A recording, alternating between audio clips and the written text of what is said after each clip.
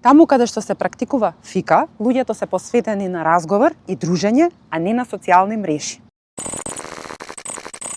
Денеска највеќе фика се користи да одиме на фика на кафе и колаче. Меѓутоа ја го искористив овој збор точно од коренот на значењето да уживаме во малите нешто што сме ги заборавиле, да правиме нешто кое што исто така ќе не релаксира, ќе не опушти, а во исто време ќе се поврзаме и со луѓето со кои што сме дојдени. Значи, фика не е класична работилница, што ми е многу важно, мислам секогаш го потенцирам затоа што ми е важно да се разбере дека не е работилница од типот на дека ќе дојдат луѓето и јас им кажувам дека ќе треба да насликаат на пример дрвото, ќе треба го насликаат и сите ќе направиме нели варијанта од дрвото. Меѓутоа е повеќе точно тој концепт на излегување во кој што сме заборавиле ние дека и како помали кога сме били како деца, многу често кога ќе сме се собирале заедно, сме правеле сите нешто со рацете. Наместо брзо еспресо на нога, се почесто се бира мирен агол, пријатна атмосфера и друштво без брзање. Фика си има свое мени од 4 активности. Тоа се значи работа со глина, правење букет од суви цвеќиња, изработување на vision board или визуализаторска табла и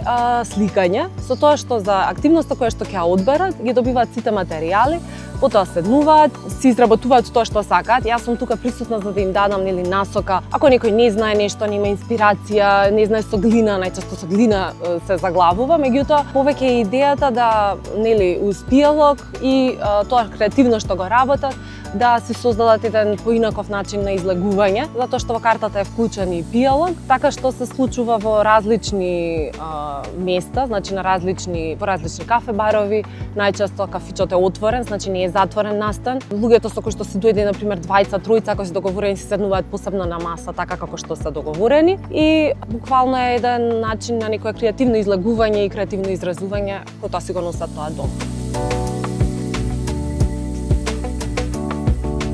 Сметам дека човекот е сепак дизајниран да креира, а не само да конзумира и многу луѓе стануваат несреќни кога само по тој пат одат. Значи мора ние нешто да искреираме, тоа не мора да е ниту уметничко дело, нити со не знам каква вредност, меѓутоа вентилот наш што ќе ни го направи е многу силен од после што ние го чувствуваме. Затоа што кога изработуваме нешто неизбежно е да се комуницира. Значи многу пати луѓе што ќе дојдат, имаат дојдено на фика, значи групи како тимбилдинг што си го организирале надвор или од работа. Значи многу често не знам си подаруваат нешто, некој ќе направи нешто од глина малечко, па ќе го подари, некој од цвеќе букет ќе подари. Така што таа комуникација е многу важна. Фика мене лично ме научи дека треба да го следиме тоа што го сакаме, затоа што сите почетоци се тешки кога нешто почнуваме и да не се откажуваме.